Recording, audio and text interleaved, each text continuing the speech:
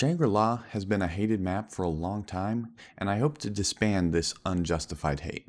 Shangri-La is not only criminally underrated, I think it's a masterpiece. Now, while objectively, I think it is in the top 5 best maps, it is my personal favorite. First, let's get into why Shangri-La is hated. Basically, it boils down to being one of the most difficult maps. Because of that difficulty, many people just don't like it and won't play it. Often people play it a couple times and their only experience is it being a chaotic, difficult maze with nowhere to run. Difficulty will affect the opinion of a map, but objectively, a map being too easy or too difficult does not make it a bad map, within reason. I personally really like how difficult Shangri-La is because it provides a challenge. I have to stay focused or I lose. I never have that feeling where I'm just there, just going through rounds and thinking, this is boring, I don't want to do this. If I ever get bored and I stop paying attention, I just lose. It's over. I don't think Ascension is objectively bad, just boring. In this way, I'm quite the opposite of the average player. I like difficult maps like Shangri-La and Verrucht, and not easy maps like Buried and Ascension. Let's get into what makes Shangri-La specifically awesome. First off, Shangri-La looks really good compared to the other maps it was released with, and it looks even better in Black Ops 3 when it was remastered. It has a perfect atmosphere, a lost temple in an exotic jungle with beautiful waterfalls and mysterious traps. The temple feels abandoned and off limits. The BO3 version of the map does look very good, but unfortunately, it is not a very good recreation gameplay-wise. Some of the biggest things about the Black Ops 3 version are the inconsistent damage numbers because of the new health system, baby zombies, and the flame from the napalm zombie and its explosion just don't feel as smooth and concise, while in Black Ops 1, everything feels like it works like it should.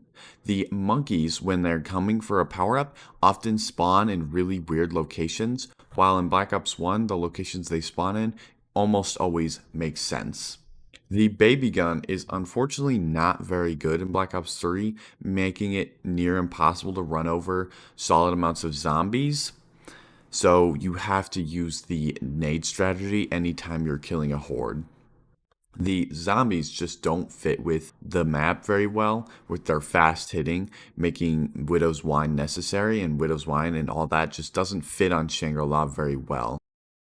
I also personally don't enjoy the method of killing zombies on Black Ops 3 as much. I enjoy killing the zombies with the Wonder Weapon much more than killing zombies with a double pack-a-punch from Killa-volt or Turned or Fireworks or whatever. I also wish in Black Ops 3 there were spike mores, because spike mores are very cool and fairly useful in the original version of the map. Also, let's be honest, PhD is really cool. Although I enjoy a good looking map and a cool atmosphere, good gameplay is more important to me, and this map has plenty of that as well. The method of killing zombies on any map is a big part of gameplay, especially in high rounds, and this is often partially overlooked. The main method of killing zombies on this map is by using the Wonder Weapon, and I love that because this Wonder Weapon is a lot of fun. It's unique, being a literal shrink ray, and it's also one of the best wonder weapons when you consider the ammo. Each shot shrinks a whole wave of zombies, making them have 1 health, and when upgraded, it has 8 and 40 shots, and the zombie stays shrunken for 15 seconds. This means you can kill 48 hordes of zombies with 1 max ammo, and that is very efficient. This weapon would be very, very powerful on a map with easy training, but it fits the difficulty and compensates for a lack of zombie killing traps on this map. The extra danger of the baby zombies that do 5 damage wouldn't matter on other maps, but on this map it creates a solid risk-reward system. With this gun, you can go to round 100 with just max ammos from the zombies on your original baby gun, and this isn't too powerful because the difficulty on Shang is surviving the rounds on a difficult map, not running out of ammo and training around the mystery box over and over again trying to get a new thunder gun. I also think the baby gun is more fun than all other wonder weapons except for the scavenger.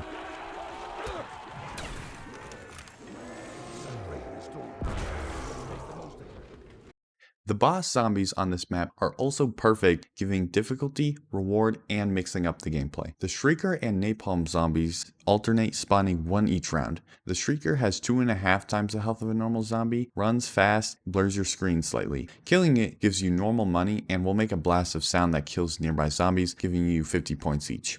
The Napalm zombie has 4 times the health of a normal zombie, is slow, menacing, and if you get too close or it dies, it explodes with tremendous force, leaving fire on the ground that can kill a good amount of zombies. When killed, it gives 300 points.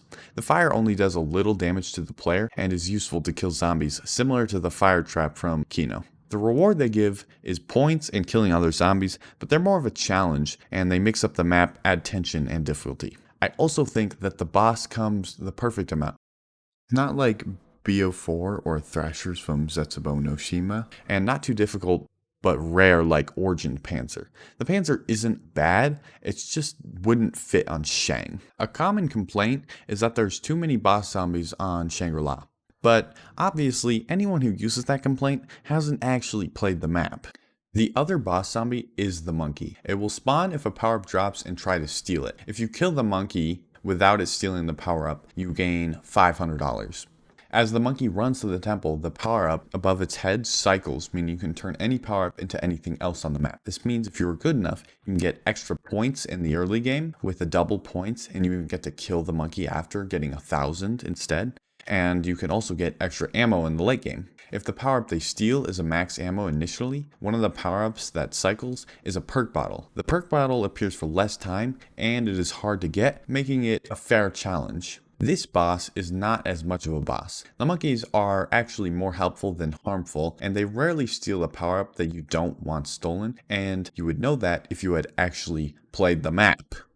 My biggest complaint is actually that the monkeys don't come sometimes the later you get due to a glitch. Perk Bottles is an area maps in BO2 and BO3 don't do very well, either not being able to get all the perks or being too easy. Like Buried and Die Rise, you can get all the Perk Bottles without challenge, while BO3 you can't get Perk Bottles at all because they want your money for Gobblegum.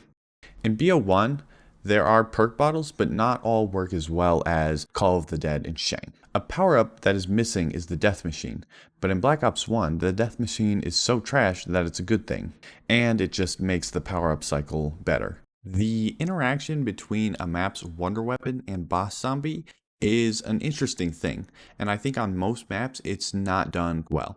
But on Shang, I think it's demonstrated perfectly. I think it should affect bosses somewhat depending on the boss and the weapon, but not just insta-kill them. On Shang, the Shrink Ray shrinks the boss zombies, the Napalm and Shrieker, for 1/3 the time, meaning they're affected, but it's not completely effective against them. It also insta-kills the monkeys, which makes sense since the monkeys have low health. Poor example of this is Ascension or Moon. On Ascension, the monkey's health slowly rises, making killing them with normal guns unworkable in higher rounds. So you use the Thunder Gun, but it takes 2 shots, which makes no sense. And on Moon, the Astro Zombie isn't affected at all. That's why I don't like playing Moon, and partially why I don't like playing Ascension. The perks in this map are all useful besides Deadshot Daiquiri because, you know, it's Deadshot. The perk that's only better than Rest in pieces, time for the count. Deadshot Daiquiri isn't very good, but it does at least serve some small use because you can get all the perks on the map. Shangri-La is larger than it seems because it has a great system of transport with geysers, the minecart, and water slide. You can get from one part of the map to any other part of the map relatively quickly, making the map flow really well. Shangri-La also has a great story, the best we had seen up to that point. Before, there were usually only bits and pieces of story here and there, but Shangri-La was different. The story in Shangri-La is as in-depth as some Black Ops 3 and 4 maps. You just have to dig a little bit more. There are radios around the map that play Brock and Gary's story. I have a video of it in the description and the iCard, and if you would like, I will remind you at the end of the video to go watch that. The gist of this story is that Brock and Gary are exploring the temple looking for Agartha, and they end up getting trapped and stuck, and then the zombies end up coming. They end up getting stuck in an infinite loop, but just listen to that video if you'd like further detail. The Easter egg on Shangri-La is very complex, difficult, and interesting with a lot of steps. Fortunately, the reward for completing the Easter egg is a perma-perkaholic, meaning if you go down, you keep all your perks, so you can get rezzed and you keep all of your perks. This is a very good reward for the difficulty of the Easter egg, and it's very nice that they figured out that Easter egg rewards should exist, because in the previous map, Ascension, the reward was a 90-second death machine, which is completely useless. You don't even want to pick it up. Shangri-La is not a perfect map, and unfortunately it is pretty flawed in co-op for a couple of reasons. First of all, the Easter egg needs 4 communicating players, making it even harder to do. Second of all, using the Pack-a-Punch, multiple players have to coordinate and stand on the dials. This is easy if you're communicating with them, but with randoms, very difficult. And just overall, the map is very chaotic and tiny and doesn't leave a lot of space for multiple players to train at the same time. I realize I often like maps like Mob of the Dead, Shangri-La, and Setsubo no Shima because they're more solo-oriented than other maps. Altogether, a temple in a beautiful jungle with the coolest wonder weapon, solid gameplay, a great transport system, and a magnificent story come together to create Shangri-La, a masterpiece. I hope after you hear this, you consider playing the map. And if you would like, I can potentially create a Shangri-La guide, how to maybe casually high round it, like from rounds 30 to 50, nothing like round 186 or whatever. If you enjoyed, consider liking the video. If you want to see more, subscribe. Also, comment down below. What videos would you guys like to see in the future? And what theories or story bits do you have? See you guys in the next one. Also, go check out that video with the radio playing and come join my Discord server. Thanks for watching. See you guys in the next one.